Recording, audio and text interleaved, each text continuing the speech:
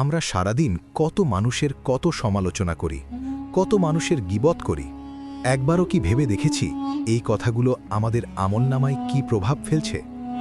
একবার এক ব্যক্তি অন্যকে নিয়ে খুব আজে বাজে কথা বলছিল। বিষয়টি যখন আল্লাহর এক অলির কানে পৌঁছালো, তখন তিনি ওই ব্যক্তিকে এক থালা মিষ্টি উপহার পাঠালেন। সবাই অবাক হয়ে কারণ জিজ্ঞেস করলে তিনি বললেন, সে আমার সমালোচনা করে তার সমস্ত নেক আমল আমাকে দিয়ে দিচ্ছে, তাই তাকে মিষ্টি পাঠিয়ে ধন্যবাদ জানাচ্ছি।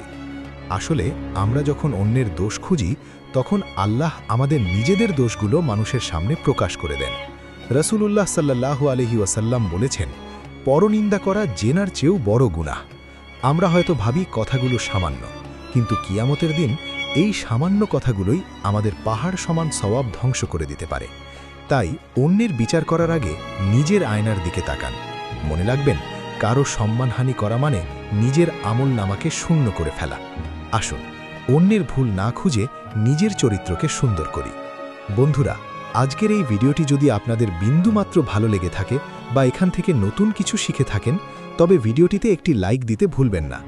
আপনাদের এক একটি লাইক আর সাবস্ক্রাইব আমাদের পরবর্তী ভিডিওগুলো আরও সুন্দরভাবে বানাতে অনেক বেশি অনুপ্রেরণা যোগায়। তাই এমন সব চমৎকার ইসলামিক শিক্ষা এবং রহস্যময় কাহিনী নিয়মিত পেতে এখনই আমাদের নয়ন এক্সপ্লেইনস চ্যানেলটি সাবস্ক্রাইব করে বেল আইকনটি বাজিয়ে দিন। আজ এ পর্যন্তই, দেখা হবে পরবর্তী ভিডিওতে।